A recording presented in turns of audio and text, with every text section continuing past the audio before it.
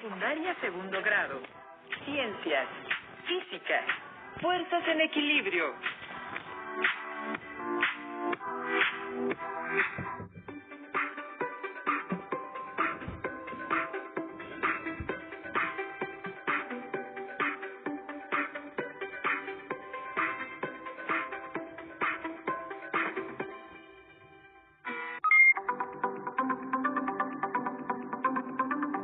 Les damos la bienvenida, estimadas alumnas y alumnos, a una sesión más de Aprende en Casa 2, en la asignatura Ciencias Física, para el ciclo escolar 2020-2021. En este programa nos acompaña la maestra Ana Belén Zabaleta Ramos. Bienvenida, maestra Ana. Muchas gracias, Enrique. ¿Cómo están? Espero que todas y todos se encuentren bien el día de hoy. Seguiremos hablando de la fuerza, revisando algunas interacciones cotidianas en las cuales podemos observar movimiento o no, es decir, hablaremos de las fuerzas en equilibrio. Un momento, maestra. ¿Quiere decir que si aplicamos una fuerza a un objeto, ¿este puede no moverse? Así es, Enrique. Aunque suena un poco contradictorio al principio, verás que hay muchas interacciones cotidianas en lo que esto ocurre. No olviden anotar en su cuaderno las ideas principales, preguntas y reflexiones que surjan mientras revisamos este tema. También tomen nota de los materiales que utilizaremos en la sesión para que en su casa puedan reproducir los experimentos. Comencemos, maestra.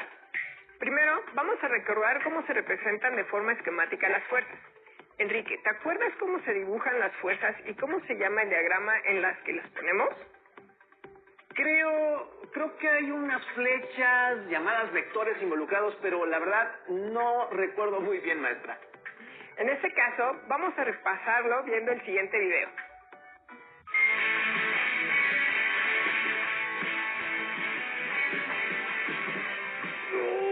No, está pesadísimo. Necesito ayuda. A ver, una vez más. 1, 2, 3. No voy a poder. La situación en la que se encuentra Emanuel es la de una persona ejerciendo una fuerza sobre un cuerpo. Para representar las fuerzas que actúan sobre un cuerpo, se utiliza un diagrama de cuerpo libre, el cual facilita identificar las fuerzas que intervienen sobre diferentes objetos. Las fuerzas se representan a través de flechas, a las cuales se les denomina vectores, y tienen magnitud, dirección y sentido. Cuando un cuerpo está apoyado en una superficie, se identifican dos fuerzas.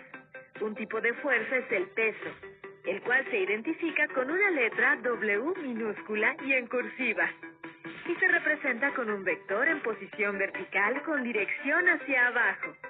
Otro tipo de fuerza es la fuerza normal, misma que se representa con una letra N mayúscula, y que se define como la fuerza que ejerce una superficie sobre un cuerpo apoyado sobre ella. La fuerza normal es de igual magnitud y dirección que el peso, pero en sentido contrario. Esta fuerza se relaciona con la tercera ley de Newton, también conocida como ley de acción y reacción, ya que la superficie ejerce sobre el cuerpo una fuerza de la misma magnitud y de sentido contrario. Ahora bien, si un objeto está suspendido en lugar de estar apoyado en una superficie, entonces la fuerza que contrarresta al peso es la fuerza de tensión, pero en sentido contrario. La fuerza de tensión se representa con una letra T mayúscula.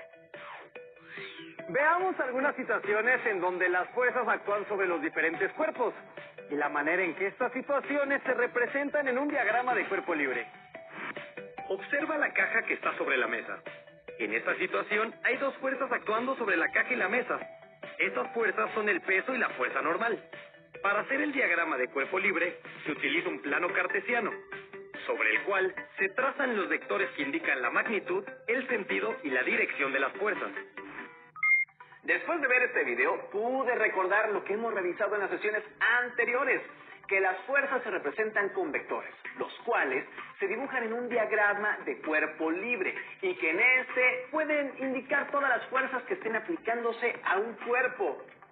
No lo hubiera podido explicar mejor. En el video también podemos observar algo muy particular, Y es que los objetos que se representaban, a pesar de estar experimentando los efectos de la fuerza como lo es la gravedad, no se movían. Ay, no lo noté, maestra, pero ¿podremos poner un ejemplo? Sí, para eso traje este yoyo. Tómalo por favor y sosténlo de la cuerda, procurando que no se balancee.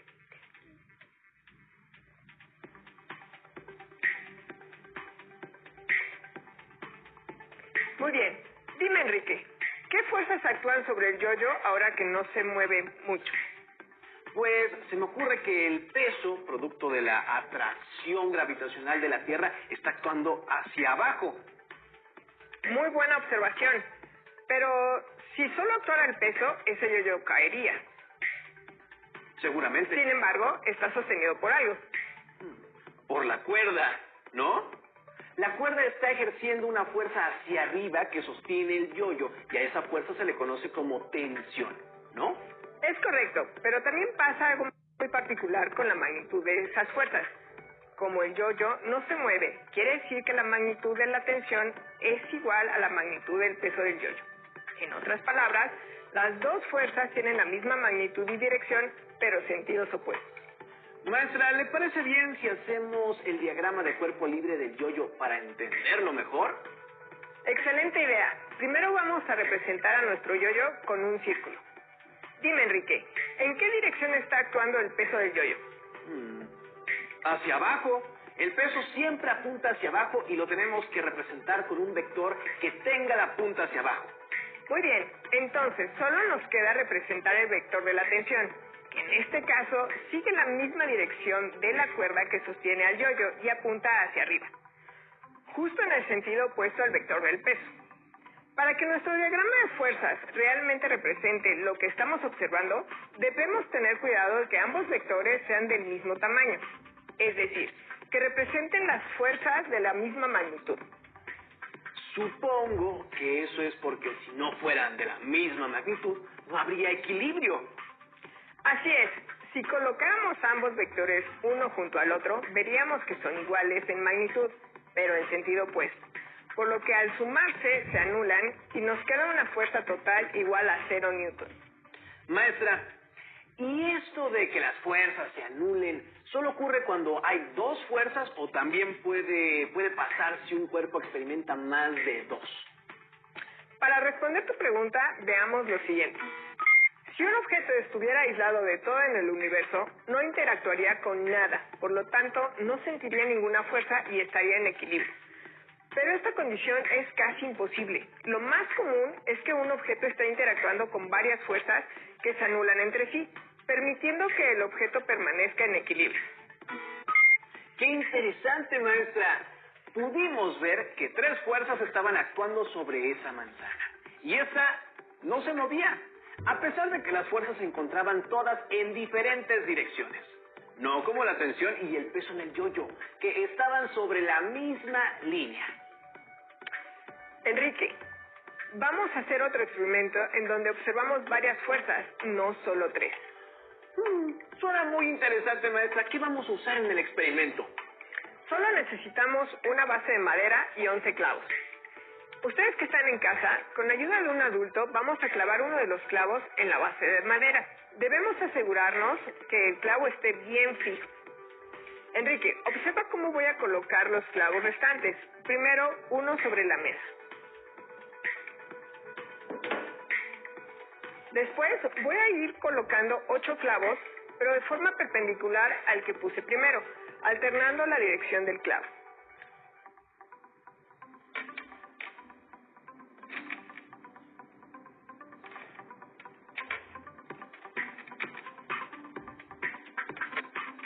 Si el primer clavo apunta hacia la derecha, el siguiente debe apuntar hacia la izquierda, y así sucesivamente. Hay que asegurarnos que las cabezas de los clavos queden bien juntas. Ahora, voy a poner el último clavo sobre la cabeza de los otros.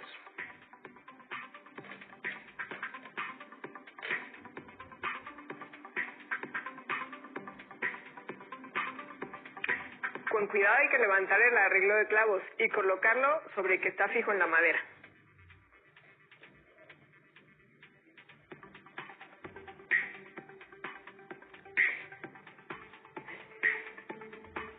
Maestra, a mí usted no me engaña. En la cuarentena tomó clases de magia. Esto no es ningún acto de magia, Enrique. Observa detenidamente el sistema y dime qué fuerzas puedes identificar. Pues... el peso, ¿no? ¿No, maestra? El peso que va hacia abajo y que está jalando a todos los clavos. En efecto, observa cómo el peso de todos los clavos de un lado se compensa con el peso de los clavos en el otro. El equilibrio entre el peso de los clavos hace que permanezcan juntos sin la necesidad del pegamento o de amarrarlos. Es por eso que los clavos no se mueven. Y como no se mueven, quiere decir que sus fuerzas están en equilibrio. Ya dominas perfectamente las fuerzas en equilibrio. Vamos a realizar otro experimento. Los materiales que utilizaremos son una base de madera, que puede ser de una base de regalos o de una maqueta que tengas en casa y ya no utilicen. Si no tienen, pueden sustituirla por un libro de pasta dura o hasta con una tabla para picar de las que se utilizan en la cocina. Además, necesitaremos una goma y un estuche para lápiz. Aquí tenemos el material necesario. Y maestra, ¿qué debemos hacer con el material? Vamos a colocar la tabla sobre la mesa de tal modo que no tenga nada enfrente. Luego sobre la mesa, cerca de una de las orillas, ponemos el estuche para lápices y la goma.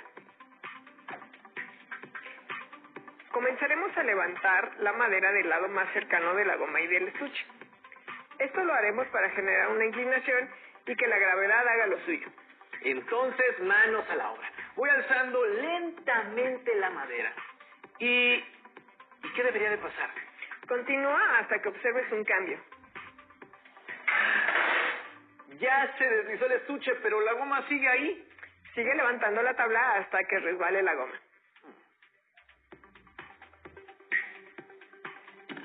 Ya se cayó la goma, pero ¿por qué el estuche y la goma se resbalaron a inclinaciones diferentes? ¿Y por qué al principio no se movía a pesar de que ya había levantado la tabla? Vamos a contestar todas tus dudas, pero antes, dime si el estuche y la goma no se movían. ¿Qué estaba pasando con ellos? Pues, aplicando lo que hemos estado analizando, estaban en equilibrio. Sí, sus fuerzas estaban en equilibrio, o sea que la suma de todas las fuerzas que estaban siendo aplicadas, tanto al estuche como a la goma, eran igual a cero. Se anulaban entre sí. Pero ¿qué fuerzas son las que estaban actuando? Yo puedo identificar que la fuerza de gravedad siempre actúa sobre todos los objetos, pero ¿qué fuerza era la que contrarrestaba? Enrique, ¿recuerdas qué es la fricción? Es una fuerza que se opone al movimiento y en sesiones anteriores lo hemos visto. Efectivamente, la fricción es una fuerza que surge entre dos objetos que se están tocando cuando alguno o los dos se mueven. ¿Podríamos ver el diagrama de fuerza para este experimento? A lo mejor eso nos ayuda a entender mejor cómo interaccionan las fuerzas con los objetos. Buena idea. Primero teníamos la tabla sobre la mesa, en posición horizontal. Dime, Enrique, cuando colocamos la goma y el estuche, ¿qué fuerzas encontramos y hacia dónde apuntan? Primero el peso que apunta hacia abajo y luego la fuerza de reacción, la de la tercera ley de Newton que apunta hacia arriba, la fuerza normal. Es correcto. Ahora observa. Cuando levantaste la tabla, el peso sigue actuando hacia abajo, pero el objeto no puede caerse porque está en la tabla. Se puede mover solo en la dirección correspondiente con la pendiente de la tabla. En casos como este, se puede decir que el peso genera un vector de fuerza en la dirección en la que se puede mover el objeto. Esta es la contribución del peso en esa dirección. Cuando se manifiesta esta fuerza, en dirección opuesta, aparece la fricción. Si la fricción es mayor que en la contribución del peso, el cuerpo no se moverá. Eso significa que cuando subí más la tabla, el equilibrio se rompió y por eso se movieron los objetos. Al levantar más la tabla, la magnitud de la contribución del peso aumentó porque se modificó el ángulo. Si la nueva magnitud es mayor que la fricción, los objetos empezarán a mover. ¿Y ¿Por qué cayó primero el estuche y luego la goma, si ambos tuvieron el mismo cambio en la inclinación? Porque la magnitud de la fricción depende de las superficies que se están tocando. No se va a manifestar la misma fricción entre la tabla y el estuche que entre la tabla y la goma.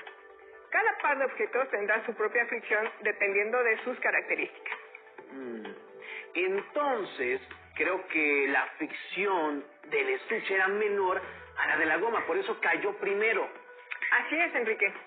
Maestra, ¿en qué otra situación podemos encontrar a la fricción? La experimentamos cuando caminamos. Podemos dar pasos gracias a que la fricción se equilibra con la fuerza que imprimimos a nuestro pie para avanzar. Cuando intentamos caminar, nuestro cuerpo ejerce una fuerza sobre el pie. Esta fuerza va hacia atrás. Como estamos tocando el piso, en él aparecerá la fuerza de fricción en sentido contrario.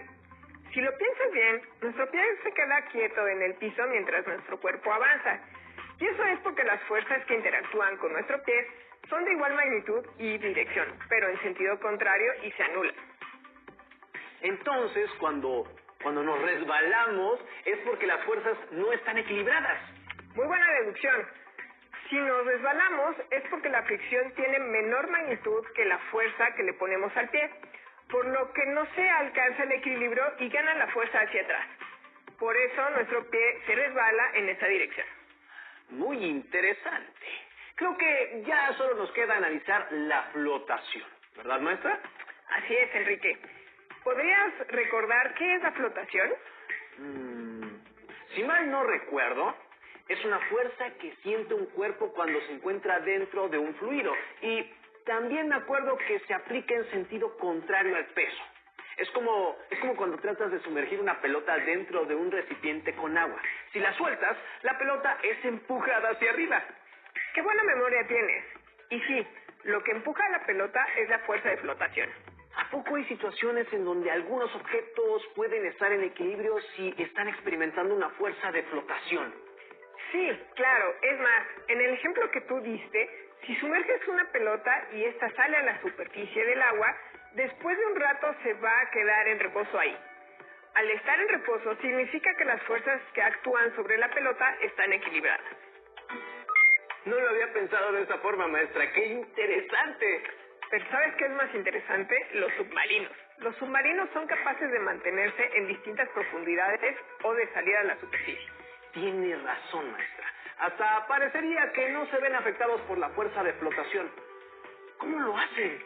Para entenderlo, vamos a hacer un último experimento. Necesitamos una botella pequeña de plástico vacía, un globo, manguera delgada o popotes, ligas pequeñas, cinta de electricista, monedas, un clavo, silicón caliente o plastilina y un recipiente grande con agua donde quepa la botella.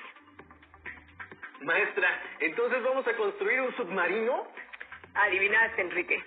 Ustedes que nos ven en casa pongan mucha atención en los pasos. Y si es necesario, anótenos en su cuaderno para que repliquen el experimento más tarde. Con la ayuda de un adulto, hagan 6 perforaciones en la botella, utilizando el clavo o la punta de la pistola de silicón caliente. No deben de estar todas juntas ni del mismo lado. Observen esta botella. También perforen la tapa justo en el centro. De este orificio debe ser suficientemente grande para que pase la manguera con los popotes. Tenemos que sujetar el globo a un extremo de la manguera, ayudándonos con las ligas pequeñas o la cinta de electricista. Se trata de que podamos soplar por la manguera y el globo se infle sin que se separe. Si no conseguiste manguera como esta, enlaza varios popotes y pégalos con la cinta de electricista para que fabriques tu propia manguera. Ahora vamos a meter el extremo libre de la manguera por el orificio de la tapa y colocaremos el globo dentro de la botella. Para que nuestra manguera no se mueva, vamos a ponerle un poco de silicón o plastilina. ¿Tenemos que enroscar la tapa, maestra? Sí, por favor. Ahora vamos a pegar unas monedas alrededor de la botella. Lo podemos hacer con el silicón caliente o con la cinta de electricista. Ya está listo nuestro submarino. Vamos a meterlo en el recipiente con agua.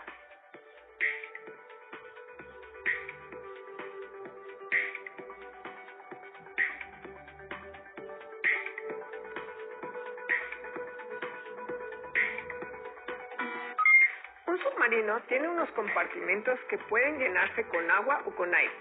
Cuando se llenan con agua, el submarino ejerce una fuerza hacia abajo de magnitud mayor a la fuerza de flotación que produce el agua sobre él.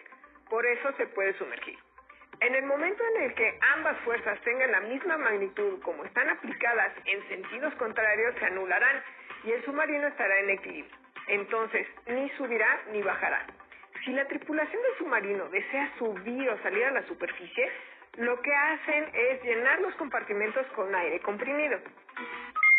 Este aire desaloja el agua y, como pasa con la pelota que es sumergida, el submarino siente una fuerza de flotación que lo empuja hacia arriba, hasta que alcance el equilibrio. ¿Esto es equivalente a cuando deja entrar agua en el submarino? Así es. Ahora, infla el globo para que salga el agua y tu submarino pueda subir. Cuando llegue a la superficie, presiona la manguera para que no escape el aire.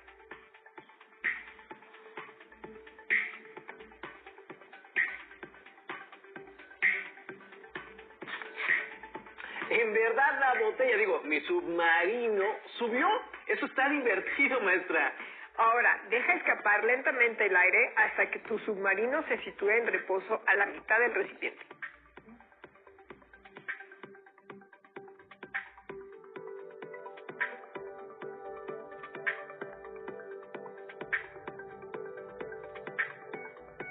No lo puedo creer, maestra. Acabo de lograr el equilibrio con la fuerza de flotación. ¿Ves cómo si era posible? Ahora que ya estamos familiarizados con las fuerzas en equilibrio, es momento de aplicar estos conocimientos en la vida cotidiana. Traten de identificar otras situaciones en las que las fuerzas que interactúan estén en equilibrio. Y si les es posible, dibujen el diagrama en donde señalen todas las fuerzas y sus direcciones. Si realizas el experimento del submarino en casa, por higiene no compartas tu dispositivo con otra persona. Recuerda que debemos extremar las medidas sanitarias. No olviden compartir lo que han aprendido el día de hoy. Y que si quieren saber más o resolver algunas dudas que les surgieron, pueden consultar su libro de texto en el tema correspondiente. Agradecemos a la maestra Ana por su gran intervención en la sesión de hoy. ¡Hasta la próxima! Si tienes dudas o necesitas ayuda, llama al Centro de Apoyo Pedagógico a Distancia. El número de teléfono para secundaria es